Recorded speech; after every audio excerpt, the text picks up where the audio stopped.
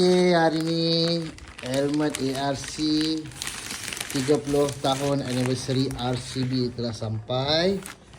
Buat sitai. Okey, kotak dia cantik ya.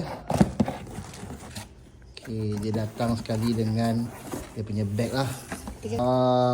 Cantik guys. Okey, dalam ni ada lagi ada kitchen dia, kitchen.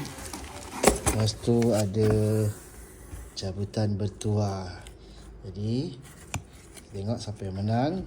Hadiah utama dia X-Max. Semoga ada rezeki. Oh, ada lagi satu. Ada plate besi ni. Okey, cantik. Wow. Nice lah. Nampak tu? Yang ini saiz L nampak dia ada nombor siri sekali. ARC. Ni saiz L 60 siri. Belakang ni ada Innovating Riders Confidence since 1995. Bawah.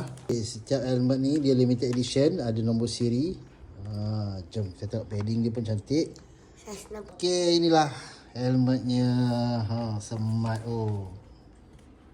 Dia ada dua color, satu hitam, satu putih. Anniversary yang ke-30, join antara ARC dan RCB. Tak dia ni yang warna putih lah. Yang saya beli ni warna hitam. Saya juga FT Garage bagi stiker, free gift. Untuk grand prize Yamaha X-Max Special Build by RCB. Okey, bernilai 7,500 USD. Nampak tu design dia. Smart.